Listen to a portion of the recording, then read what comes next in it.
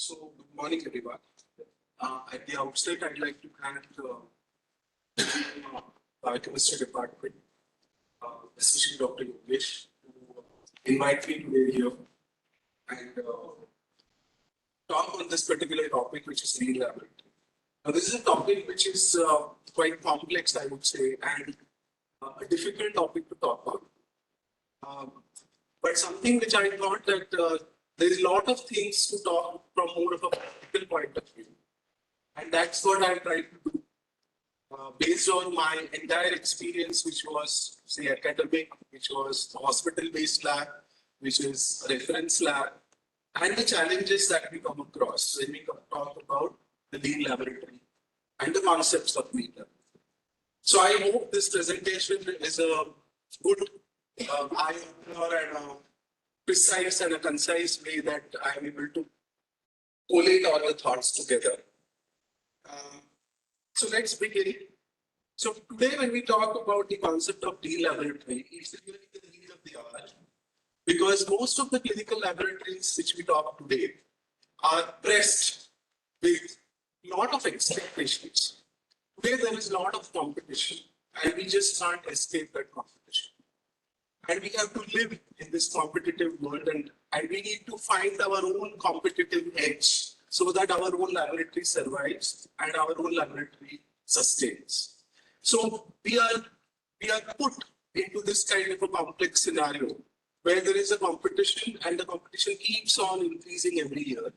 But we need to keep on continuing doing our good work and find our own areas where we can find our own areas for improvement, areas for continual improvement.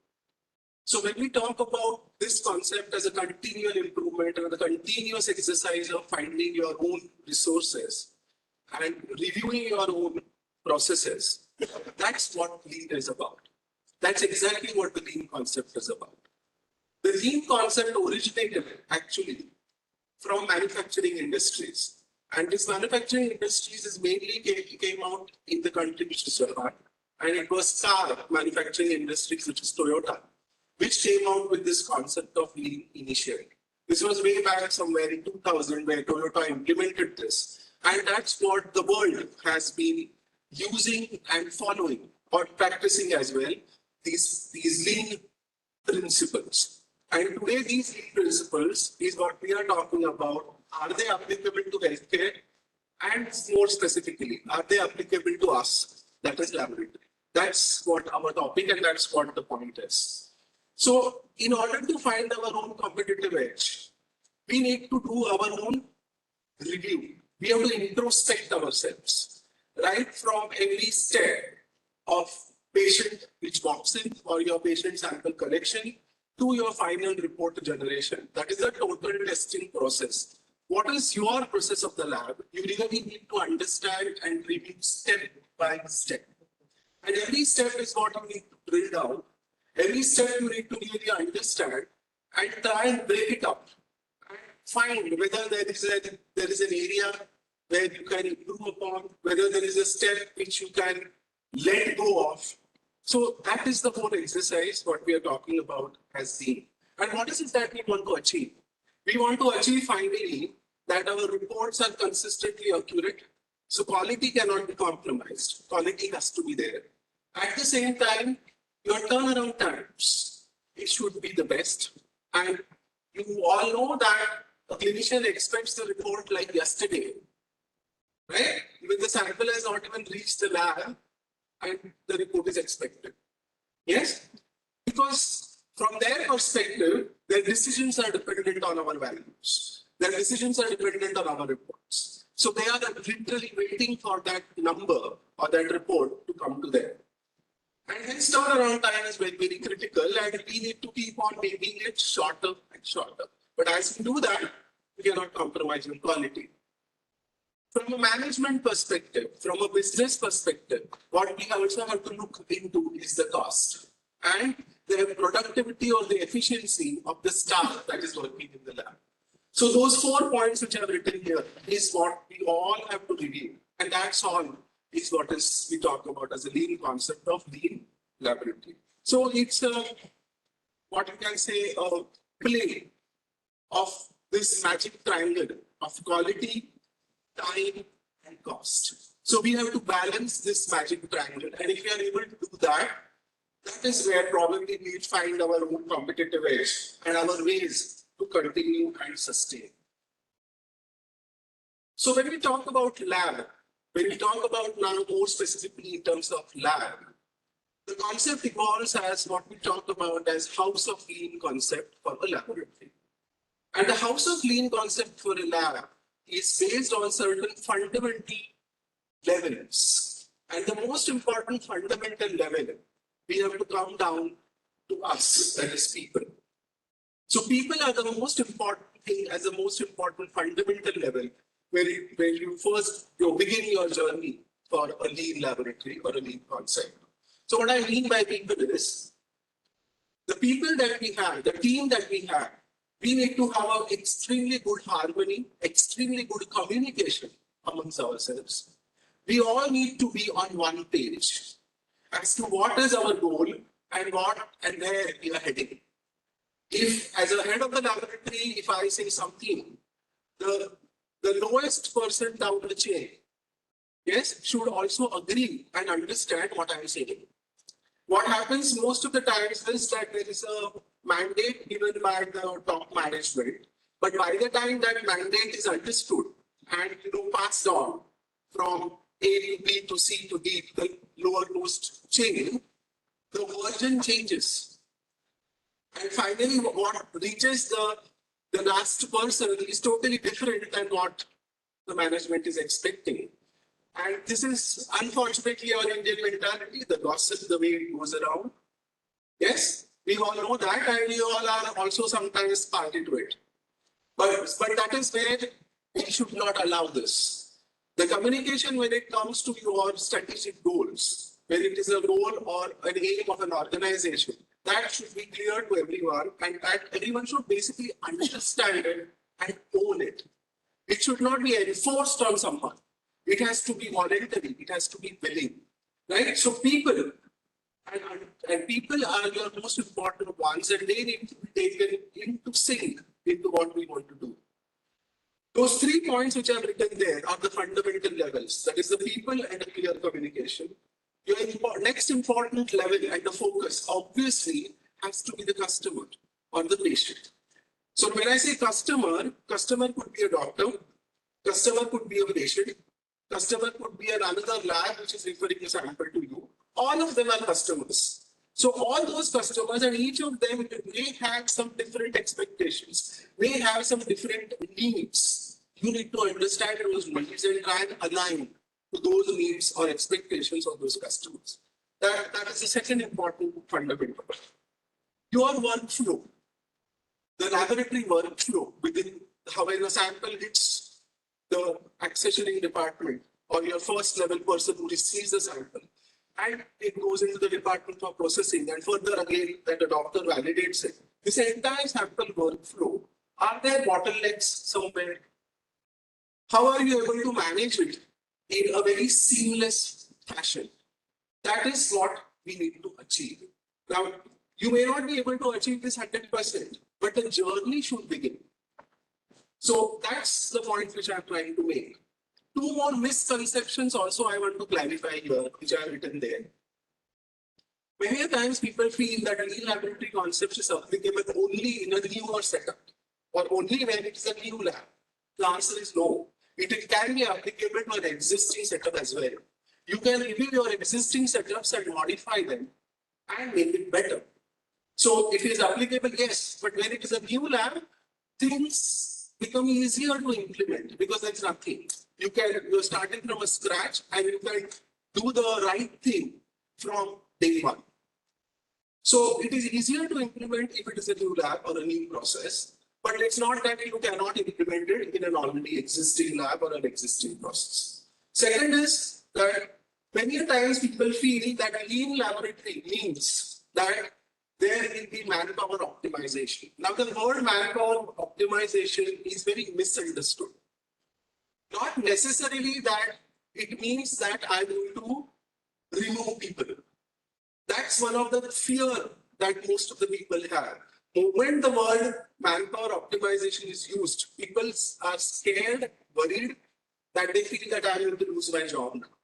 But that's not what it is. You need to again explain this very, very clearly to the, again, coming back to people, and making them understand and making them willing and taking their consent in doing what we want to do, right? So these are the two misconceptions. That lean laboratory concept doesn't mean that people are going to let go and people are going to lose their jobs. And lean laboratory doesn't mean that it is applicable only to new labs. It is applicable also to an existing process or a laboratory.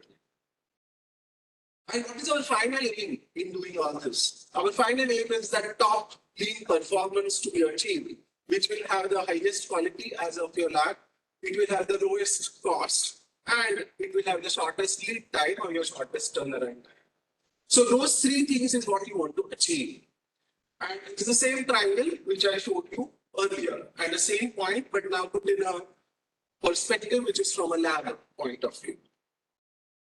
So having said this and having said this three set of what is lean and what is lean concept, now let us talk about, with perspective lab, how do we implement it? What is the way to go about and how do we implement it?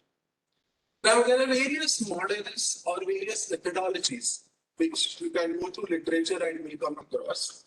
But most of the times there are two common methodologies which people talk about. One is which we talk about as a lean as a methodology. And another is what we also talk about as Six Sigma as a methodology. Now both have more or less similar ideas or concepts, and they are many times overlapping. In our world, in our scientific world, we all know 2 plus 2 is not 4 all the time. So there cannot be one solution that I can tell you today, which will fit to your laboratory. The solution for your laboratory would always be different than what is the solution for my laboratory. It cannot be compared. But yes, as when we share our thoughts, the ideas can be used and applied across various laboratories. So that is again a very important point. And as I said, that there is no one solution which fits all, but it has to be a combination of the ideas taken from both the methodologies, ideas taken from other labs where we have seen these being implemented. And it would be something which you will have to customize for your laboratory, which will help you and which will fit as a solution for you the best. So when we talk about Six Sigma, the mnemonic which is used is DMAC. So the DMAC stands for define, measure, analyze, improve, and control. So as you can see in that slide.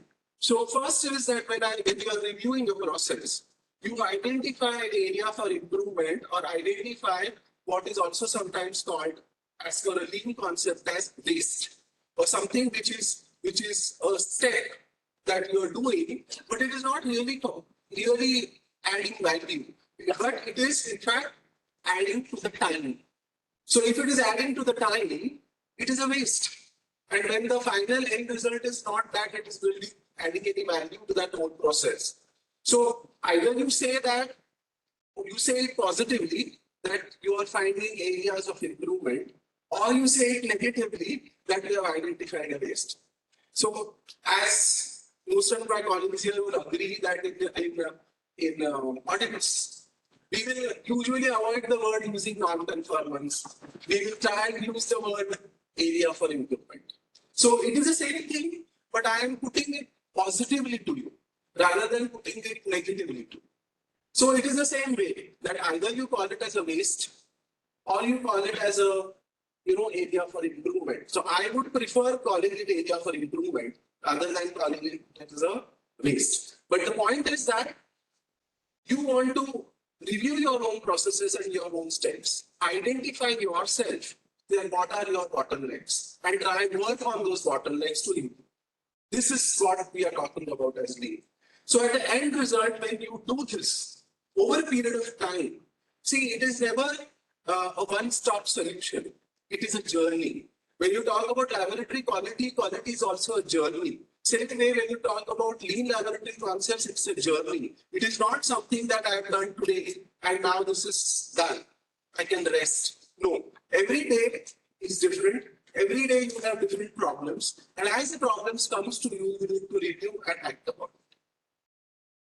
So over a period of time, this lean process, as you keep on doing this again and again, as your work processes become better and better, this will finally lead to your improvement of your laboratory quality. And that's the topic today. That finally, when you do lean laboratory concepts and when you review and keep on correcting your own processes, your end result and end goal is your overall lab quality is going to improve. Because you will have better process to control it. So as you control your processes, your errors are going to go down or defects are going to go down. And as the defects are going to go down, your quality is going to become better. And okay. So having told you this, now let's go more slightly theoretically now. As to when we talk about implementation, what should be our approach? How do you really go about it? So again, there are two methodologies, the way I told you earlier. Either you identify areas of improvement or you call them as areas of waste, as I've shown you in this slide. So I prefer the left-hand side, and that is what I'm going to take you through. So these 7 fields of improvements are the ones which most of the literature talks about in a lab. So when you talk about lean concepts, these are the 7 areas which each and every lab should review internally and find the steps either to let go or steps for you to improve. So to do this, you need to really have to sit together as a team. You really have to sit together as a team, take each one of them and do a very thorough and a robust brainstorming. You really have to do this and pin it down and write it down as to what is my current process. Say, for example, I'm saying that I'm talking about phlebotomy as a procedure. So what is my phlebotomy procedure? So in my existing current phlebotomy procedure, for example, there are 10 steps that I have. Okay? So I have listed those 10 steps. So each of that step, are there any problems that the staff faces? If yes, write it down. Start jotting down each and every point as what you go through. Having done that and having completed this exercise, now next to that, what is it that you want to achieve? What is your goal? Is what you want to write.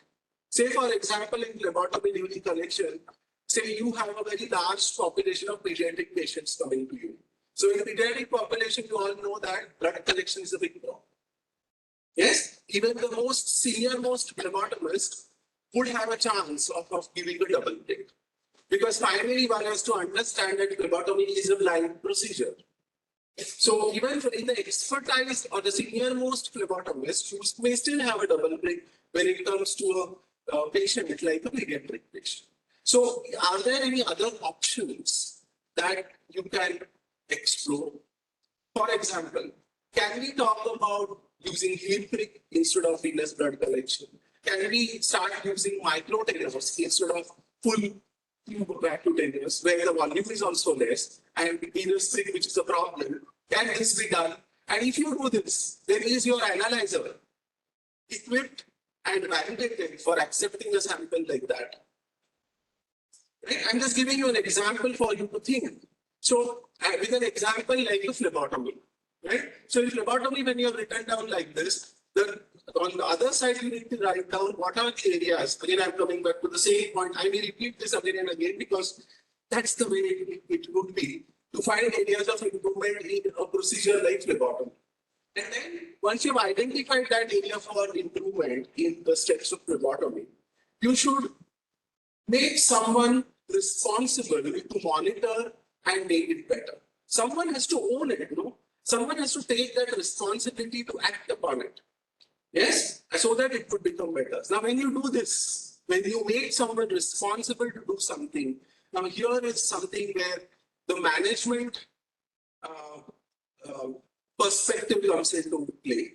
Administrative or management perspective comes into the play, where we need to put it across to the staff in such a way where what I said earlier, my opening remark, that they need to be willingly accepting it as a responsibility. They should not feel that I am overburdening them, or they should not feel that I am unnecessarily, purposefully or intentionally giving him some additional tasks. That is not what the mindset should be. The mindset should be in a willingness way and taking up the whole ownership. So now what I'm going to do is these 7 areas which I have written here, I'm going to go one by one, slightly into detail in a very quick way. So let's go through the first one, which is housekeeping and your workflow. So housekeeping, when you talk about housekeeping, this is something which I purposely started with housekeeping. This is one area which is often ignored, or this is one area which is overlooked, I should say. We often, as a scientific people, we focus on analytical processes, yes? But the administrative processes, the facility management is something many a times it's a miss, yes? And many a times this itself is an area for improvement. So when we talk about housekeeping, again, start writing down what all your processes are and make a questionnaire, make a checklist for each of them as to what your processes are. That is where you will start thinking. It's a thought process which you have to begin with your team. So I've given you some pointers. As you can read here, can the employees fetch the various tools which are required for their day-to-day work? So the work desk, if that particular technician requires a 10 microliter pipette and a 100 microliter pipette, is it readily available? Or every time that the technician has to go in a micro department and again come back to biochemistry department. So that means that the pipettes are shared. There's only one set of pipette, and every day this thing keeps on happening. As simple as that. Centrifuge. Do we have a centrifuge separate for coagulation and separate for biochemistry samples which are spun? But now, is it important? If you ask me in terms of coagulation, the centrifugation speed is separate. It is different for a citrate sample. It is different for a plain tube. So the wear and tear, if you are using the same instrument and checking the speed rapidly, it is going to become an issue over a period of time. But rather, if you have 2 dedicated centrifuges, would that become more efficient? So simple things. This doesn't come as analytical. This comes as a part of housekeeping. Yes, signages and your fire exit plan. If you are working in a laboratory abroad, the first mandatory requirement is fire safety. Nothing is allowed without a proper fire safety plan. Unfortunately, our regulations are not so rigid about it, but that doesn't mean we should not be implementing it. Right? So simplest rule that you cannot have the same entry and the same exit. You need to have a separate exit and a separate entry. As simple as that, as a basic requirement of fire safety. Do you have extinguishers placed? Now, in an IT room, the extinguisher has to be CO2 based. It cannot be ABC. But in our routine lab, it can be an ABC. Simple such things has to be there and should be implemented. Signages, appropriate signages of your exit and fire safety, where it is your fire safety plan that should be displayed. The employees should be aware about it and should be trained about it.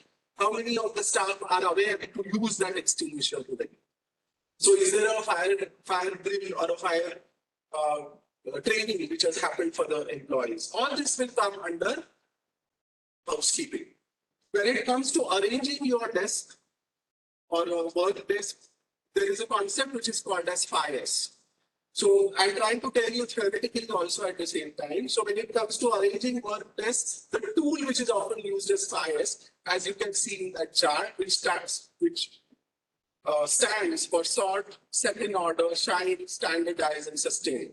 So like if you have a cupboard, in cupboard, what all you have kept, you can have a nice checklist put there that this cupboard will have these 4 items. So then everyone has to follow. This cupboard will have only these 4 items. There will be nothing else. As simple as that. So everything becomes very structured and orderly, and everyone knows where what is kept. The whole thing is that it should be process dependent. It should not be person dependent. That's the point that we want to reach, and that's where we want to go. Okay. Similarly, another concept is your value stream mapping. The value stream mapping, again, what it literally means is, I told whatever I told earlier, it's the same thing, but now I'm putting it from that theoretical concept point of view. So we said, and we spoke about something about phlebotomy just a few minutes ago. So that phlebotomy, when you have written down those 10 steps, so in those 10 steps, you divide those 10 steps like this now. Out of those 10 steps, say these 4 steps are mandatory and they are value adding. For example, patient identification. Yes, before I treat the patient, I need to confirm the patient identification. So this is, there is no shortcut and there is no escape from it. So it's an important mandatory step. So it's a value add step that cannot be compromised upon. Yes, but when you are going through the steps of phlebotomy, using which type of needle, okay, that the phlebotomy chooses. Now this would be case-to-case variable. Yes, that cannot be made as a mandatory step. So you need to break up those steps of a process as value add, non-value add, and which are necessary, non-value add but necessary, and non-value add which are unnecessary. And those which you identify as non-value add and unnecessary, those are the ones we should try and let go of them. Yes, I'll give a simple example, say where we have done this, and maybe a practical example, right? From age-old practice, along with blood sugar fasting, always we used to take urine sugar fasting. Yes? Is it required in today's time? Answer is no. Does a clinician change the medical decision on urine sugar, or does he change the decision on blood sugar? Answer is blood sugar. Then why are we doing urine sugar? And all the more, I go one more step. The current oral hypoglycemics which are used, yes, which you know that you cannot have that correlation anymore with the newer hypoglycemics. Yes, you cannot have the correlation, it doesn't exist anymore because of the newer hypoglycemics. So all the more it has become a redundant practice. So why do you want to continue doing this non-value adding unnecessary step of collection of urine sugar along with blood sugar? Similar example I can give you is BTCT versus PT and ATTT. What is better? When we have today automated instruments and more precise and accurate instrument, why do you want to do BTCT? It's not worth it. And when we all know that the idealistic bleeding time, the way it is to be done, it has to be done here, no, by clicking it on the forearm. Do we do it? Answer is no. We do it here, which is, we know is not an appropriate methodology. So what I'm trying to say is, I'm giving you some examples, practical examples here, where you can relate it now. What I mean to say by identifying non-value add steps in a particular process. Okay. Similarly, workload and workflow management. So as I was telling you that the sample which hits your lab, until the time that the report is generated, it should be a very seamless workflow. There should not be any bottlenecks that the sample is going through the lab. Yes, the staff should be happy working. If the staff is spending more time in just running around in giving samples from one corner to the other corner and wasting time in sample archival and sample retrieval, okay, then this is a non-value add. And your workflow needs to be reviewed and made better. Yes? Arrangement of your equipments. Say, for example, in hematology, I have one EDTA sample which comes to me. ESR is also asked. HbA1c is also asked. CBC is also asked. So you need to be very clear which is a test that will perform first. And this should be told to the team that this is the flow that you will follow. Yes? So similarly in biochemistry, you have one serum tube. You have biochemistry tests also, you have immunoassay tests also. Now what will you do first? Will you do biochemistry first or will you do immunoassay first? These are all very important, simple example. Say there is a AFT which is asked and thyroid function test which is asked. Now between the two, What requires more sample volume? It is a thyroid which will take more. All immunoassays by and large will have larger sample volume than your biochemistry. So it is worth doing biochemistry first and then doing immunoassay. From turnaround time point of view also. This will be better. Yes or no? You will be wasting 1 hour for a thyroid. In that same hour, your biochemistry would have got done, no? But, so that needs to be put as a part of your workflow. It has to come and has to be put and documented as a part of your workflow, and the team needs to follow this. Shared samples is another issue in the laboratory. When I say shared sample means across the department. Yes, you have a serum tube which comes to you where you have VDRA, which is in microbiology serology, and you have simple AFT to be performed. Correct? Means the same tube now has to go to the serology VDRA after the biochemistry has been done. So these are practical examples, and that is what you need to think and you need to put and streamline it as a part of your workflow. That is what I mean here by laboratory workflow. So the same way I'm trying to show you in a pictorial manner whatever I have spoken just now for you to visualize. So in the lab, you need to put a simple flow chart. The patient comes with a TRF, a registration done in the LIMS, then the barcode is generated, then what happens. That flow should be very clear how it is happening in your lab. Arrangement of your equipment in the order that you will run the tests from a single tube, as I'm giving you an example, that should be done. And that movement of your people within the lab. So you should organize the entire thing, whether it is analytical instrument, non-analytical instrument, whether it is your workstation where you are validating the results. They all should be in a one track, in a one flow, so that there is no overlap and there is no clutter and people are working very harmoniously. Yes?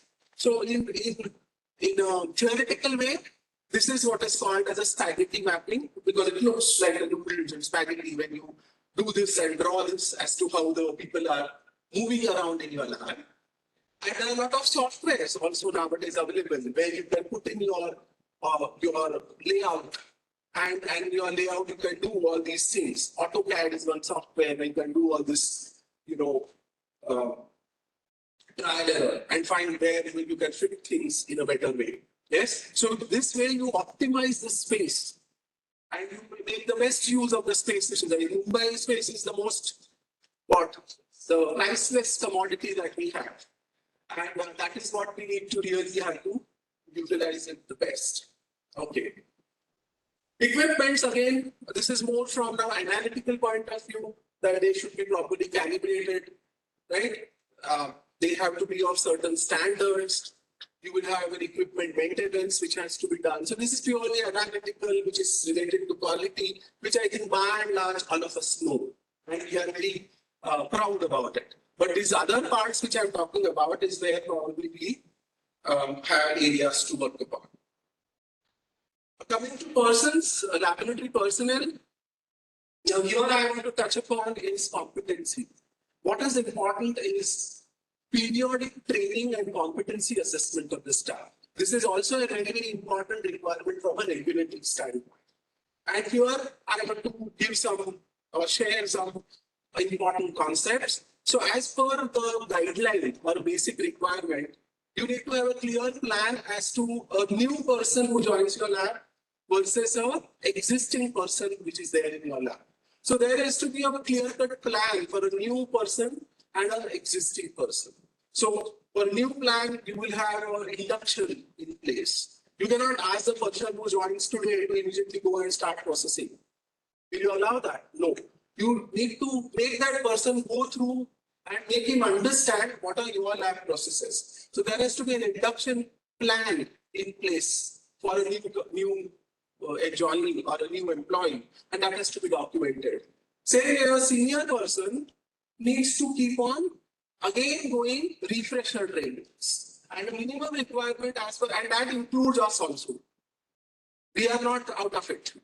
So that applies to doctors also, that we also have to go through a refresher training, and that also has to document it. And a minimum requirement is once in a year. Yes. 6 monthly for a newcomer, and then old staff minimum is once in a year. So this is a basic requirement. There should be a proper plan in place and this should be implemented, which will ensure periodic training and competency assessment of your staff. Now, when it comes to methodology for competency assessment, there are various things given in the literature. But by and large, I'm just cutting it short. This is a topic in its own as a discussion, but I wanted to highlight this as you have direct methodologies and indirect methodologies. In the direct methodology, which would be using a checklist. Again, taking an example of phlebotomy. If you have agreed that there are 10 steps that a phlebotomist should do, then I am an observer. This is a phlebotomist. I am just standing here with the checklist and just observing. These are my 10 points. Each he, she doing those 10 points. I just say tick, tick, tick, tick, yes, follow. If not done, that person requires again counseling and again replay. So that is your checklist. And these are the other methodologies by which you can do the competency assessment of your technical staff. Most of the times, as auditors, I am saying that we often see the last part, which is the MCQ, which is just done for the sake of documentation. But this concept is what actually should be coming in place. Is what I wanted to share. Okay. Coming to your chemicals or reagents in the lab.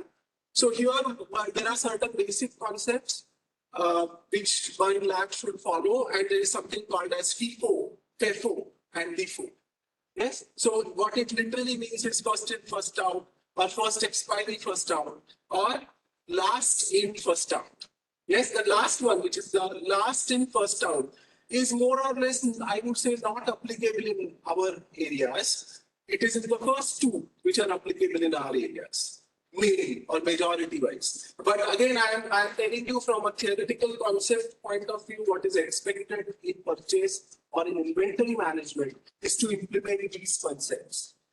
By implementing these concepts, we are able to control the reorder levels.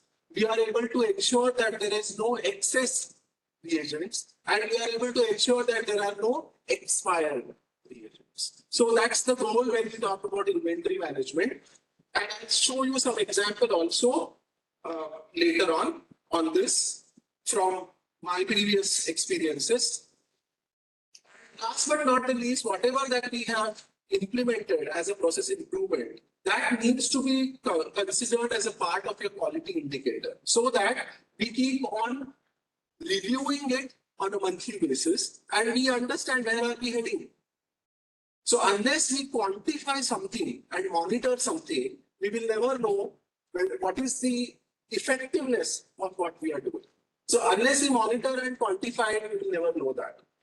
So we need to do that and incorporate these newer initiatives as a part of your quality indicator and start monitoring and reviewing them at least in a monthly basis. This is what those 7 areas of improvement in a nutshell I wanted to share. Something on Six Sigma, and I think Six Sigma best applies in the analytical lab process. And I think there is one lecture tomorrow which is specifically addressing this. So I will not go much into details of this, but that's the basic concept, and that's what Sigma is. And we want to really achieve Six Sigma, which permits only 3.4 per million as defects allowable. Yes, and that is where ideally we should be heading.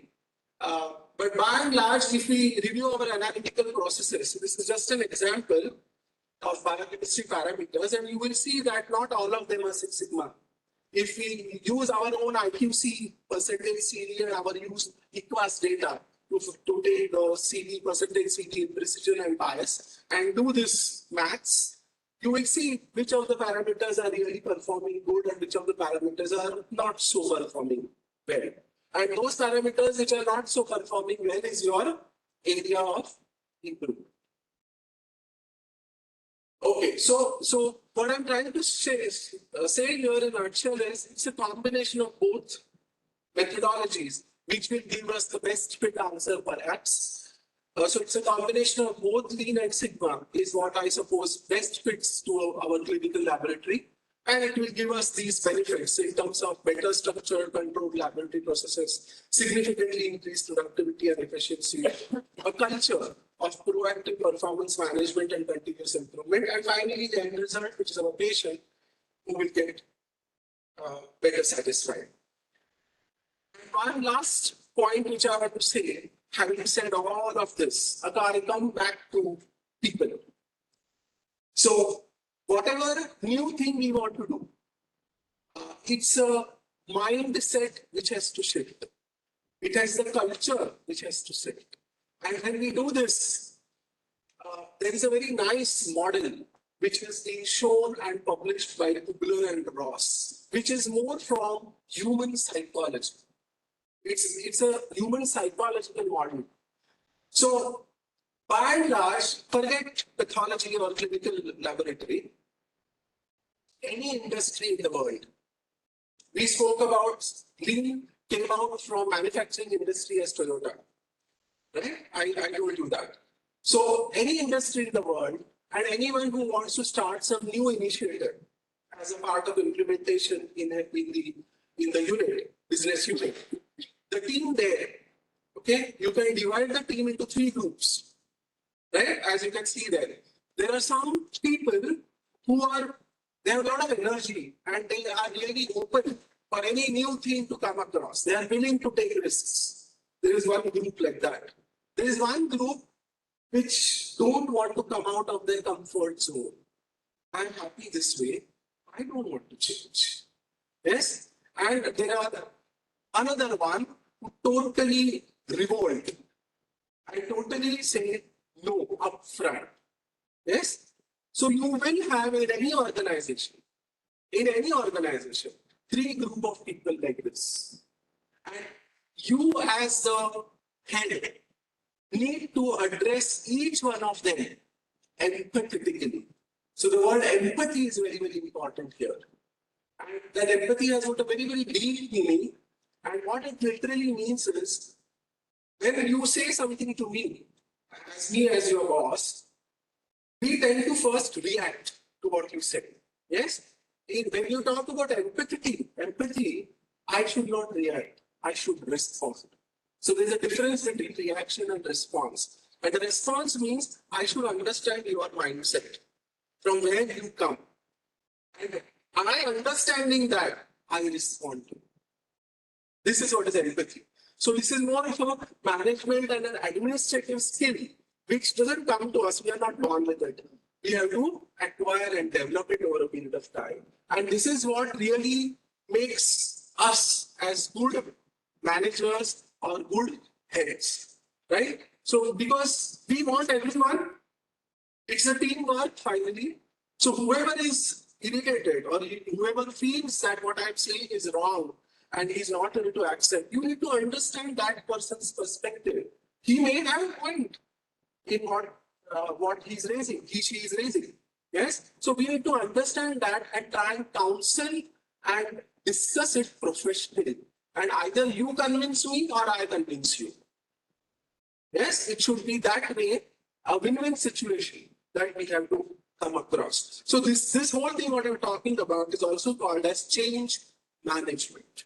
Yes, and as per Kubler and Ross, as you can see in that graph, every person, when that person is exposed to a new initiative or a new change, she goes through this cycle. Okay, so till that person comes to that decision level, you have to give time to that person to come to that decision level.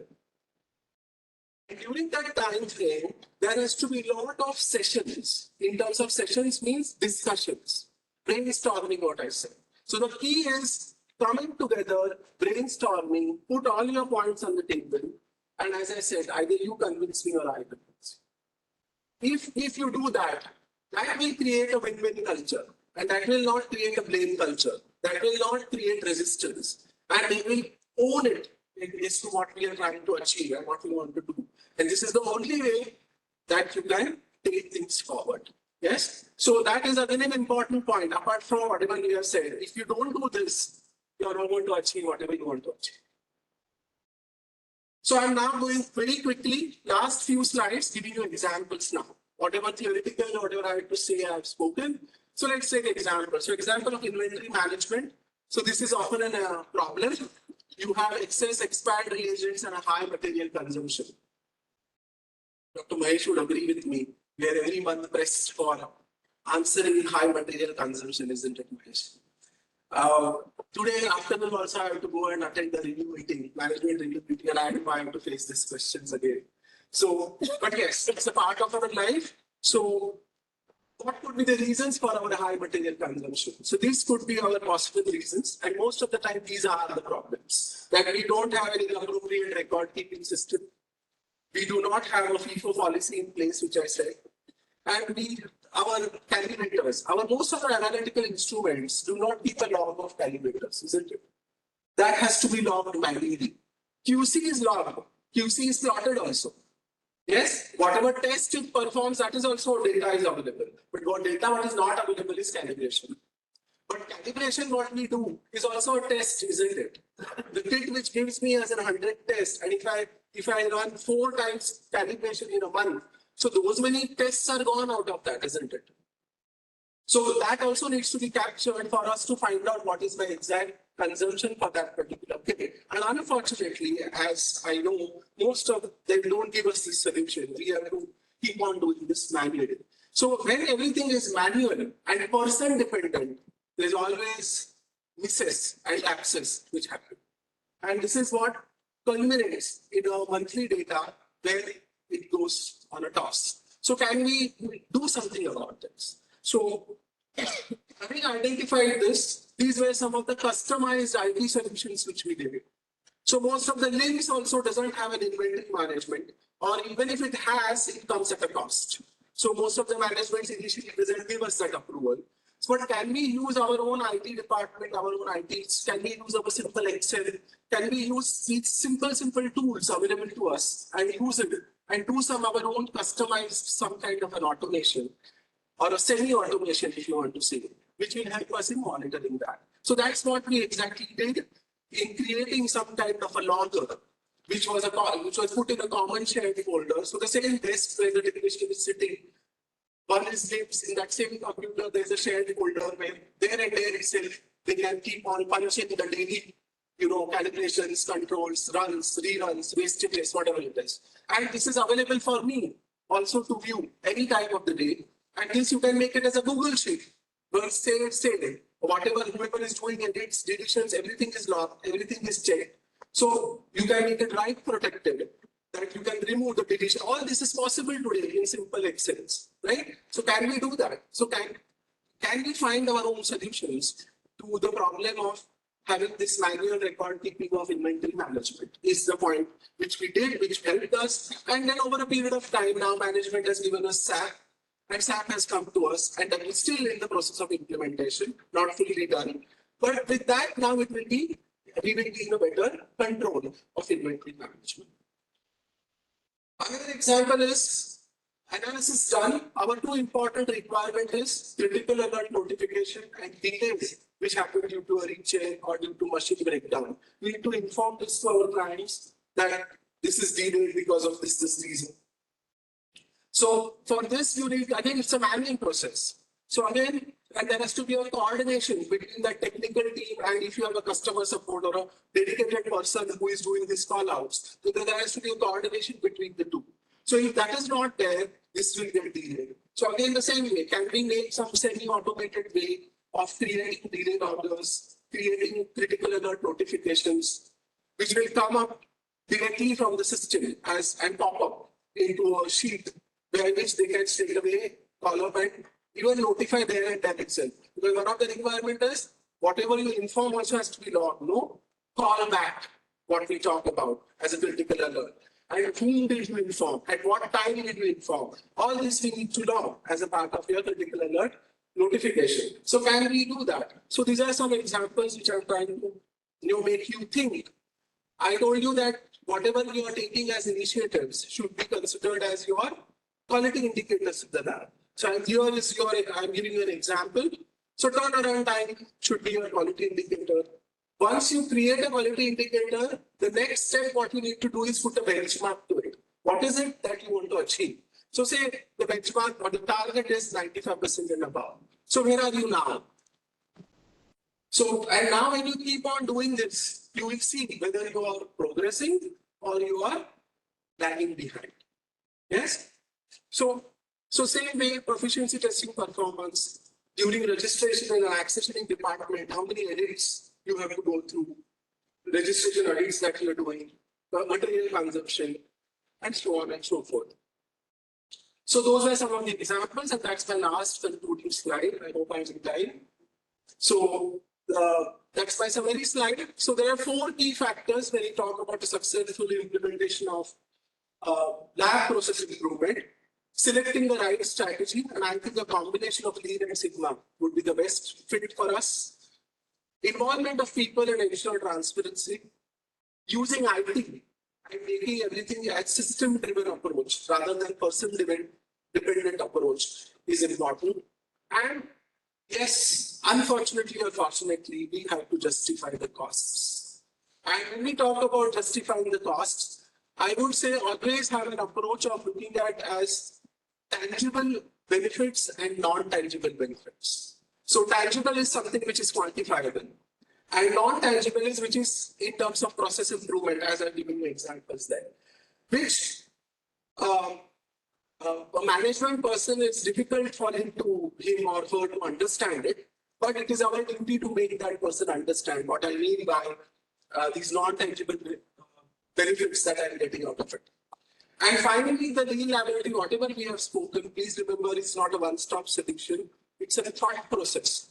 It's a journey. It's a philosophy. Yes, and that it's also sometimes referred to as Kaizen, which is change for better or continuous improvement. And always remember, change is the actual only constant. You cannot avoid it, and change is the only constant which we have to live with it. So, thank you very much for your patience.